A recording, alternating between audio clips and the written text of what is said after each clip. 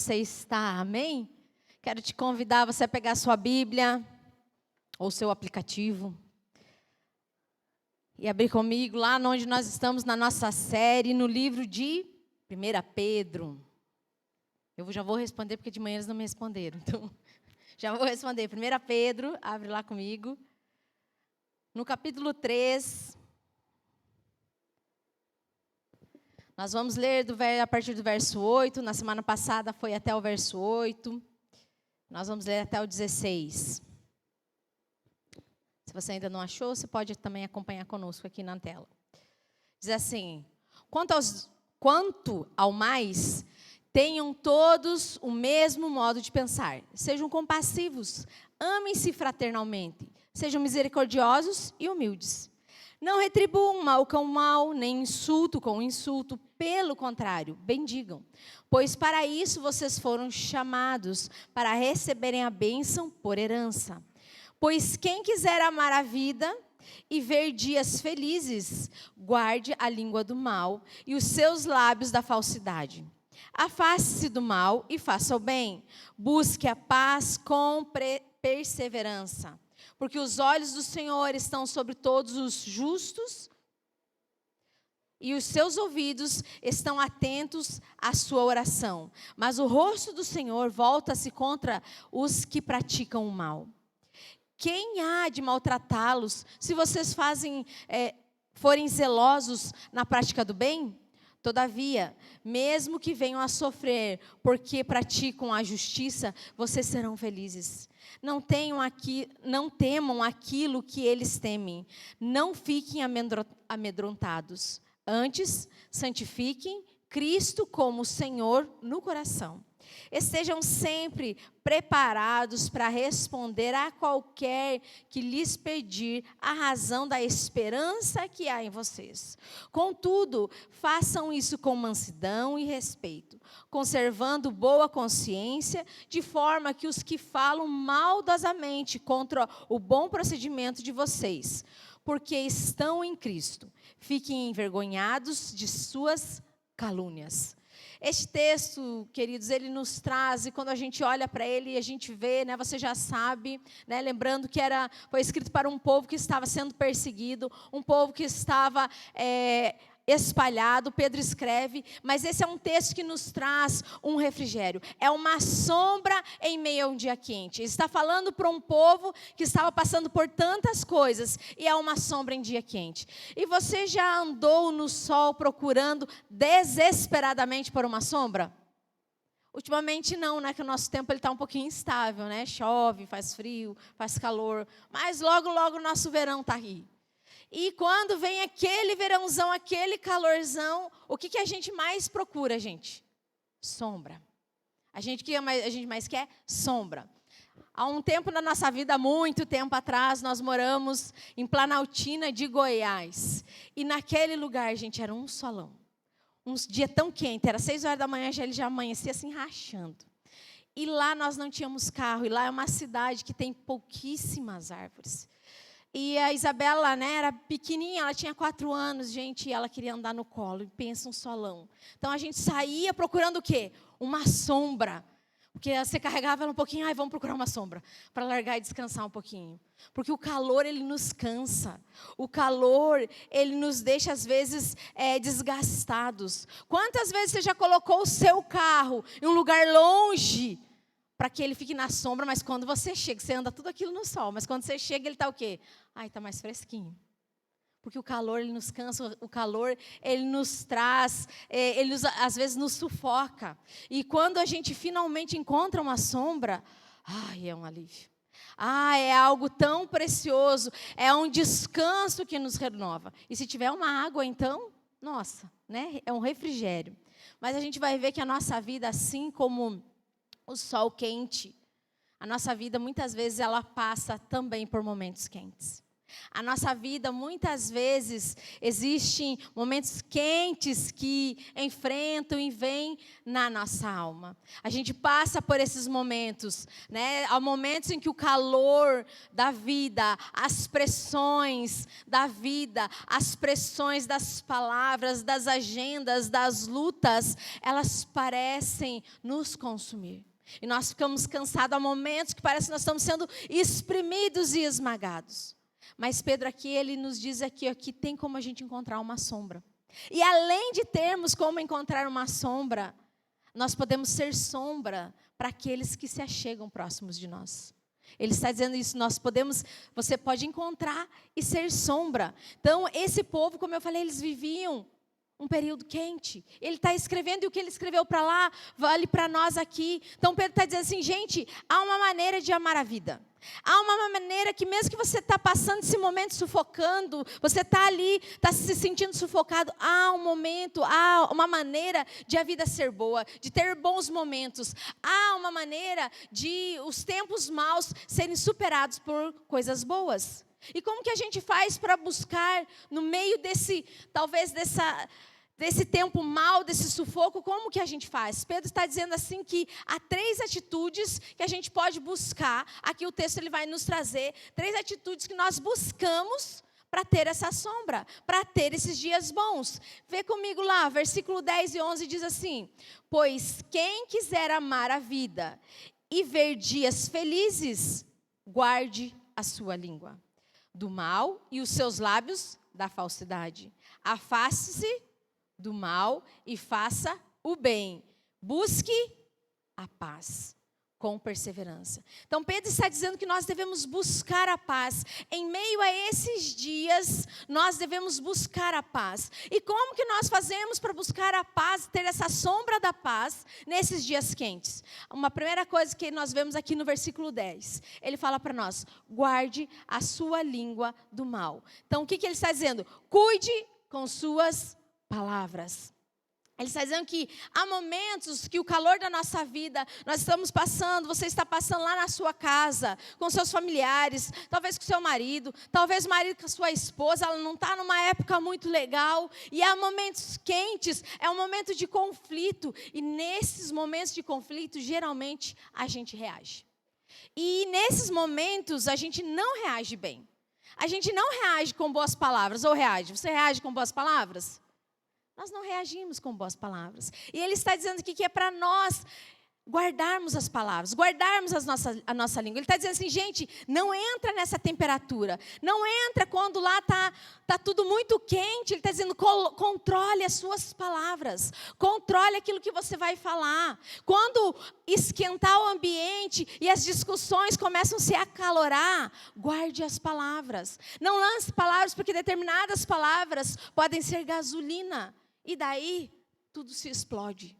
É isso que ele está falando, guarde as palavras. Então, quando nós estamos nessa pressão, sabe quando você está passando essa pressão, talvez lá no seu trabalho, na sua empresa, onde você está se sentindo espremido, cansado, moído, você está, meu Deus, aqui não estou conseguindo a meta. Quando vem todas essas pressões, é muito fácil a gente reagir. Principalmente para aqueles que têm um temperamento um pouquinho mais explosivo, um pouquinho mais, que reage mais externo, como os coléricos e os sanguíneos, né? Eles são mais assim e fala o que nem pensou que falou e quando viu já falou. Ele está dizendo, não faça isso. Sabe, você pode ter uma resposta. Você pode ser igual eu, às vezes eu falo na minha casa, eu tenho resposta, gente, mas não vou te dar uma resposta. Mas às vezes escapa, não escapa? Às vezes a gente fala, e daí você já estragou toda a situação. Então, o calor das discussões, às vezes no meio, quando alguém fala alguma coisa que te ofendeu, palavras que te ofendeu, e nós queremos o quê? Retribuir. A gente quer o quê? Responder. A gente, não, eu tenho uma resposta, você vai ver, não é assim que você pensa que é. Pedro está dizendo assim, escute. Há uma maneira, guarde a sua língua. Sabe o que a gente aprende aqui? Que há uma paz, quando você não precisa responder. Há uma paz quando você não precisa controlar e ter a responsabilidade de responder tudo. Quando você não responde, você pensa assim, não vou responder. Há uma paz que vem, gente, é uma calmaria.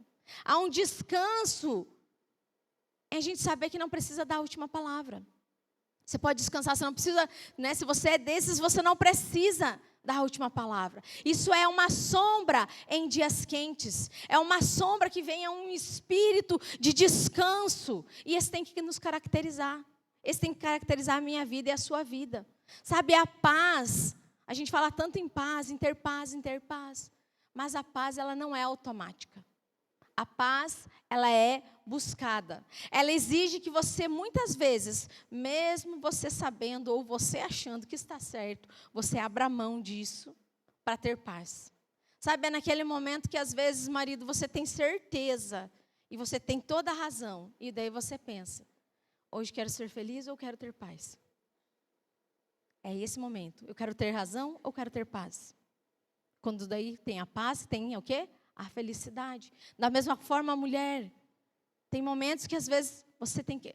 Eu escolho e opto pela paz. Nós devemos ir em busca dessa paz, porque ela não é automática. Pedro também diz que para a gente buscar essa paz, além de nós cuidarmos da língua, além de nós cuidarmos, gente, da maneira de falar, não só em casa, mas na maneira de falar com as outras pessoas, a maneira, as palavras que proferimos, quando as palavras estão lançadas, elas não podem voltar atrás. A desculpa vem, o perdão vem. Mas não se volta atrás. Foram palavras lançadas já. E não se volta atrás. Então pense muito bem. Busque a paz através de manter o quê? Ao cuidar da língua. Busque a paz também para manter a unidade, que é o que ele está falando no verso 8. Ele diz assim que tenham todos o mesmo modo de pensar. Aí você vai me dizer, nossa, mas ninguém pensa igual. Não, exatamente, ninguém pensa igual. Mas quando ele fala aqui o modo de pensar, o que ele está dizendo? Busquem todos uma unidade.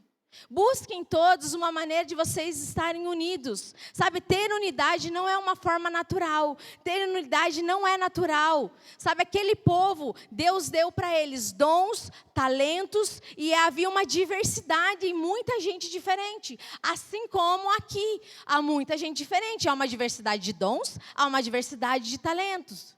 Mas nós temos que buscar o quê? A unidade. Então, quando ele fala isso, ele está falando assim que, por mais que você seja diferente, como lá a cultura era uma cultura diferente, opiniões diferentes, aonde você vai, há diferença, mas encontre essa diferença, ela tem que se unir em um só propósito. E esse propósito é Cristo. Nós nos unimos num mesmo propósito. Aqui há muitas pessoas que pensam diferente, há muitas pessoas que acham diferente, há muitas culturas, muitas filosofias diferentes. E é o que ele está falando, que dentro de uma igreja, você não tem que pensar igual. Você tem que pensar com a mesma mente, que é a mente de Cristo. Nós pensamos com a mente de Cristo. E quando nós estamos com a mesma mente de Cristo, as nossas diferenças, elas não nos dividem, mas elas nos unem. E as diferenças, elas vêm para enriquecer, não para separar. É isso que ele está dizendo. Então pense igual. Por quê? Porque nós, mesmo sendo diferentes, tendo culturas diferentes, talentos diferentes, dons diferentes, nós estamos embaixo de um só cabeça, que é Cristo o Senhor. É isso que a palavra diz. Paulo vai dizer, Romanos 12:4, que Paulo diz assim que, mesmo sendo muitos membros, cada um faz uma coisa e cada um tem uma função. Fazemos parte de um só corpo. E é por isso que vem a unidade, estarmos unidos. Então, uma igreja é um grupo de pessoas que pensa diferente e que encontram unidade em Cristo, mas superam as suas diferenças. Você pode dizer aí, uma igreja saudável. Você pode dizer, uma igreja saudável não é um grupo de pessoas iguais. Você pode falar para o seu irmão, uma igreja saudável não é um grupo de pessoas iguais. Diga para ele, mas é um grupo de pessoas diferentes, que escolheram caminhar na mesma direção, em Cristo. Escolhem caminhar na mesma direção que é Cristo. Essa é uma igreja saudável. Uma igreja saudável não é uma igreja de pessoas que pensam a mesma coisa. Todo mundo igual, redondinho, pensando igual. E se pensou fora, opa, você não faz parte daqui. Não é assim que funciona. Uma igreja saudável, pessoas pensando diferentes, mas elas têm um propósito maior. Essa é a visão que nós temos e essa é a visão que nós queremos para esse lugar. Um monte de pessoas onde se reúne, um monte de pessoas que estão juntos, mas que pensam diferente, mas que elas sabem que o propósito é maior. E qual é o propósito? O propósito é levar as pessoas para Cristo. Aí elas resolvem e elas caminham diferente, elas caminham na mesma unidade, mesmo pensando diferente. Unidos por algo que supera as diferenças. Essa é a ideia, essa é a visão para este lugar, essa é a visão para essa igreja. Nós temos que caminhar para, mesmo pensando diferentes, mas unidos. Sabe, ter unidade no meio da diversidade, isso é algo precioso. Por quê? Porque o vínculo que nos une é Cristo. Esse é o vínculo que nos une. Nosso propósito, o teu propósito, querido, tem que ser maior do que os teus pensamentos ou do que a sua opinião. Porque tem que estar em Cristo. E ele continua falando, exerçam também compaixão. Sabe, quando a gente está assim no meio de um monte de pessoas, muitas vezes a gente não quer exercer a compaixão. Verso 8 vai dizer, sejam compassivos, fraternalmente amigos, misericordiosos e humildes. Sabe o que é compaixão? É ver a vida pelo olho do outro. Ter compaixão é sentir a dor do outro. Às vezes em um momento, em alguma reunião, algum grupo que está fazendo alguma coisa, a gente acaba não tendo compaixão, você acaba não tendo compaixão do outro, porque não vê a dor do outro. Sabe, é saber se antes de julgar o comportamento dele. É ter misericórdia. E para isso a gente exerce o quê? A empatia. E o que é empatia? É se colocar no lugar do outro. É olhar pelos olhos do outro. Na empatia a gente pergunta assim, a gente pergunta para nós mesmos. Eu tenho entendido pelo que essa pessoa está enfrentando? Eu tenho entendido, eu sei o que ela está passando?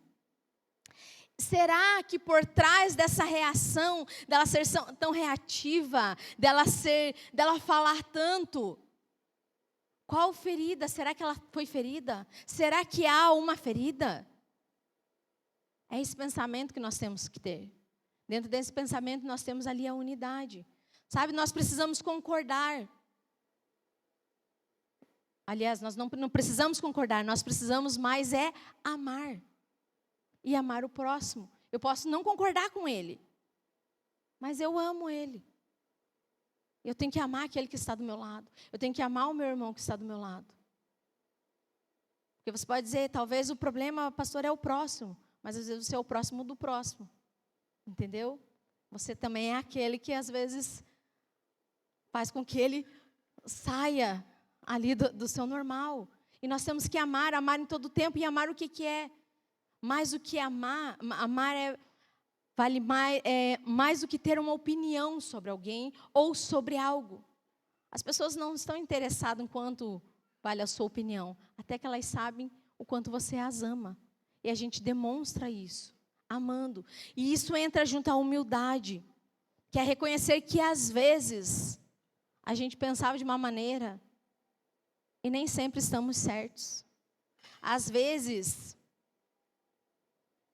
talvez a maneira com que aquela pessoa pensa, ela está correta. Mas a gente acha que sempre está certo. Porque convenhamos, gente, é complicado você estar do lado de quem sempre tem razão e sabe tudo. É ou não é? Às vezes nós somos essas pessoas. Que pensamos que sabemos tudo, que temos certeza, absoluta convicção de algo. Estamos convencidos. E Deus muitas vezes vai nos mostrar que estávamos o quê? Equivocados. Deus nos mostra que somos equivocados. E isso não tem problema nenhum, porque é um crescimento. É por isso que Deus colocou todos junto numa igreja, porque é um melhorando o outro, um melhorando o outro. A palavra de Deus diz que é ferro afiando ferro. Sabe, você vai pensar que talvez teve coisas, eu paro na minha vida e penso, teve coisas que eu tinha certeza que era daquele jeito, e não era. Teve coisas que era daquele jeito, eu estava certa, mas a maneira de fazer estava errado. E não há problema, porque é um crescimento. Que eu penso, Poderia ter feito diferente. Poderia não ter feito assim. Poderia ter feito dessa outra forma. Há um crescimento e Deus vai trabalhando conosco. Ele vai trabalhando na nossa vida. Sabe que é a sombra de Deus sobre a sua vida? Seja humilde. Ore por aquele que te feriu. Ah, mas eu não converso mais com fulano, eu venho, eu sento aqui, o outro senta lá, o outro... Ore por ele. Ore por quem te feriu. Ah, mas é difícil. É, gente, é difícil. Mas a gente tem que orar. Libere perdão para aquele que te magoou. Aquele que te magoou, não fica carregando ele. Não fica carregando ela. Aquilo que te magoou no passado, deixa para trás. Libera o perdão. É isso que a palavra de Deus nos diz. Abençoe aquele que talvez te perseguiu, onde você estava fazendo no seu trabalho. Você estava fazendo um bom trabalho, mas tinha alguém te perseguindo. Abençoe quem te perseguiu. Isso não é fraqueza, isso é poder. Porque vem de Deus, é o poder que vem de Deus. Porque quando a gente abençoa quem nos ofende, quando a gente abençoa e perdoa quem nos feriu, quem nos magoou, sabe o que isso é? É um descanso. A gente descansa na sombra do Altíssimo. A gente faz morada embaixo das asas do Todo-Poderoso. E o resultado de tudo isso, o que é? O resultado disso é, você ama a vida e vê bons dias. E quando a gente ama a vida e vê bons dias, a gente vive para viver como Jesus.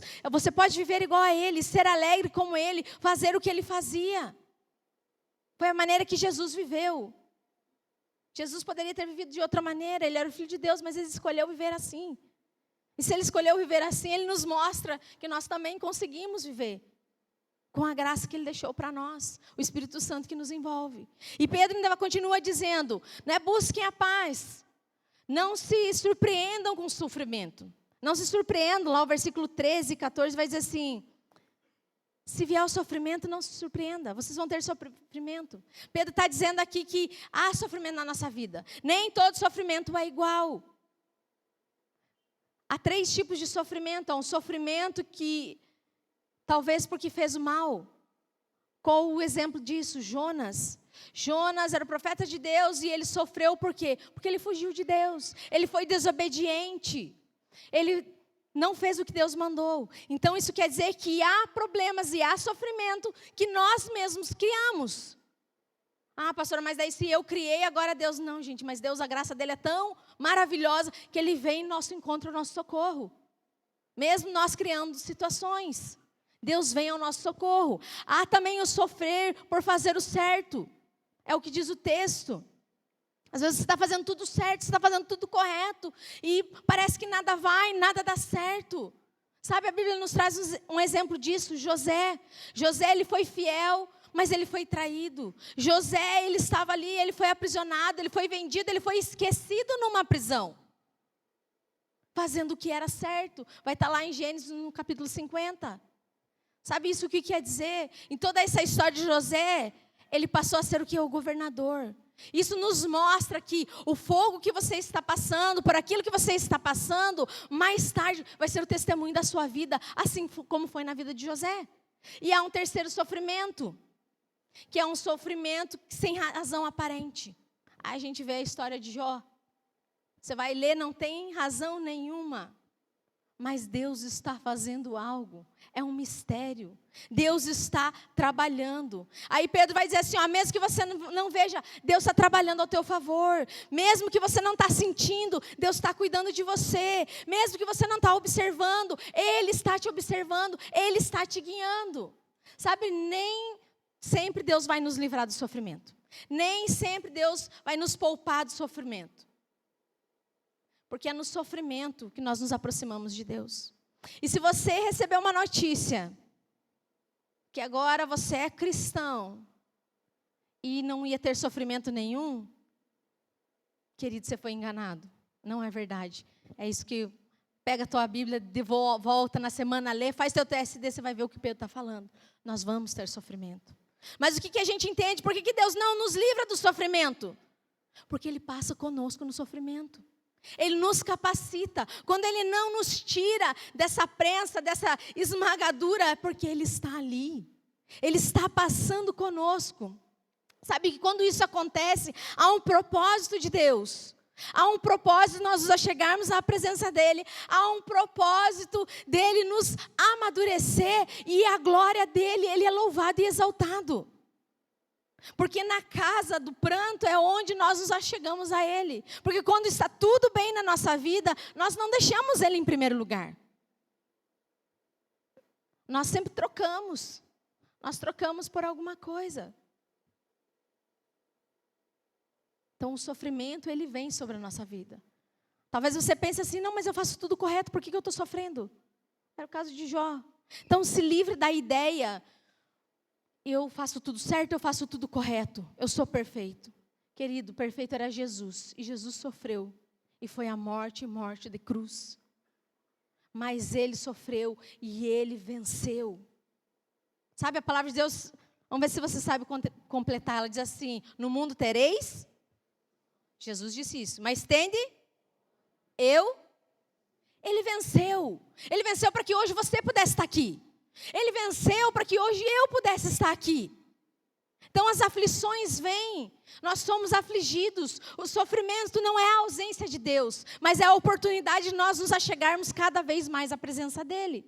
Então nós precisamos entender, se você não tinha entendido e você não sabia ainda, e nós precisamos ensinar aos nossos filhos, às nossas crianças, ensinar aos nossos jovens, ensinar aos novos na fé, que a vida cristã, ela pode ter sofrimento. Ele pode esperar por sofrimento. Ele vem, porque se nós não fazemos isso, nós não informamos, nós falamos que a vida é tudo legal, você vai ser o mais próximo, você vai ser o que vai ganhar mais, você vai ser aquele que não vai passar por enfermidades. Não é verdadeiro. Quando essa pessoa ela passar a primeira dor que vier na vida dela, ao primeiro sofrimento que vier, a primeira calor que vier escaldante, ele se desespera na primeira prova. Ele vai se desesperar. E se nós não fazemos isso, nós não levamos os nossos filhos, os novos na fé, nós não levamos as nossas crianças, os nossos jovens, nós estamos preparando uma geração para uma crise de fé. Uma geração que vai chegar lá na frente, mas eu faço tudo certo. Onde está Deus? Eu faço tudo correto. Eu oro, eu faço meu devocional, eu leio a minha Bíblia. E por que isso está acontecendo comigo? Ele entra numa crise. Mas nós precisamos dizer assim, ei, mesmo se você passe pela crise, você foi feito para isso. Jesus te fez para isso. Esse é o teu tempo. É o tempo que você vai mostrar a glória dEle. É o tempo que você vai mostrar a presença dEle. E Pedro continua dizendo assim, você pode transformar, se você está passando pelo sofrimento, você pode transformar tudo isso em o quê? Em um testemunho. Ele pode transformar em um testemunho. Pedro, ele nos dá esse recado poderoso. Que o sofrimento pode ser, sabe o quê? O melhor momento para você apontar vidas para Jesus. O teu sofrimento pode ser o melhor momento para você levar vidas ao Evangelho. Para você evangelizar. Esse pode ser o melhor momento, porque quando a gente passa pelo sofrimento, e você sabe que há uma esperança, mesmo que você está passando no sol escaldante, mas tem uma sombra, a sombra do Altíssimo, a sombra do Todo-Poderoso, as pessoas olham e vejam, e isso gera uma pergunta, e falam, há algo diferente. Por que ele age assim? Por que ela age assim? Por que ela está passando por tudo isso? Ela está doente? Está acamado, está com câncer, recebeu um resultado, um diagnóstico ruim. E mesmo assim não se abala. Porque há uma esperança. A esperança em Jesus. Então quando você passa pelo sofrimento, gera essa pergunta. Quando você sabe que há uma esperança, eu posso estar passando por isso. Deus pode não me livrar do deserto. Ele pode não me livrar do vale, mas Ele passa comigo no vale e no deserto. Ele passa comigo lá. E as pessoas começam a perguntar e o mundo começa a perguntar. E foi isso que a igreja primitiva, eles viveram de maneira impressionante. Eles faziam isso.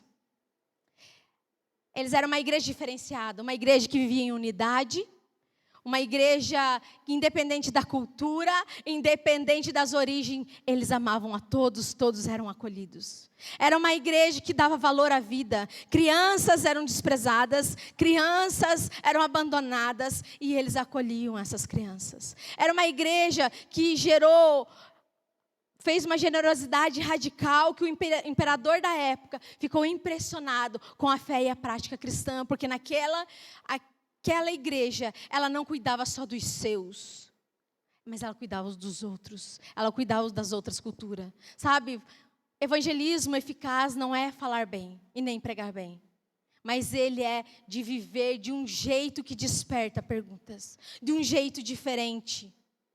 Isso que é evangelismo. Isso que é falar de Jesus. Quando nós vivemos assim, mas a nossa vida mostra mais do que as palavras que saem da boca. A nossa vida, a tua vida, querida, ela tem que mostrar mais. Não importa qual a razão de você viver a sua vida. A razão tem que ser Jesus. Essa é a razão. Se você não fala, se você é aqui, você não pode ser só um cristão aqui dentro. Você tem que ser um cristão lá fora. Você tem que ser diferente lá. Agir com gentileza, falar com gentileza. Não é a maneira, mesmo você estando certo, mesmo os princípios, mas às vezes a maneira é errada.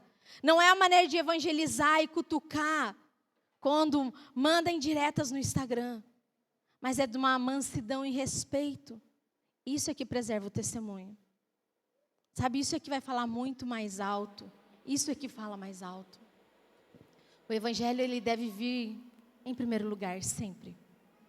Na minha e na sua vida. Sabe, é a única mensagem, esse evangelho, essa boa nova, que vale a pena viver ou morrer. Mesmo quando parece que ninguém está ouvindo, e você está falando, lá no seu local de trabalho, lá na sua casa, mas ninguém está me ouvindo, continue falando. Mas ninguém me ouve, continue falando. Continue falando, continue agindo. Tenha palavras mansas. Teve uma maneira de falar, um proceder diferente. Houve salvação através de Noé. Continue falando, vai ter salvação através da sua vida.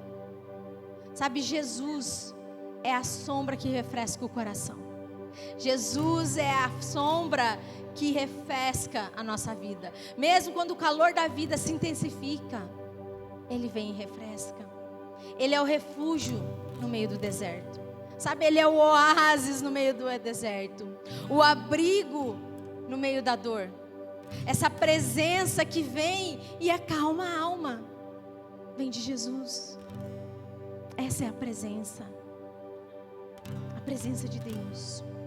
Sabe, quando tudo parece incerto na tua vida, quando tudo parece, mas está dando tudo errado, o mais importante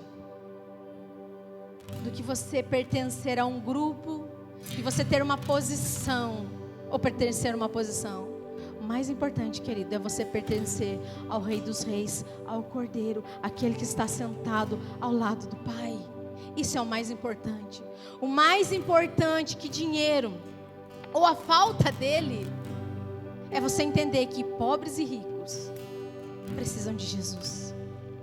Pobres e ricos precisam dessa presença, precisam de Jesus. O mais importante de qualquer discussão social, de qualquer discussão política que você entra, é lembrar que Jesus veio para formar uma só família, um só povo que vai morar com Ele no céu.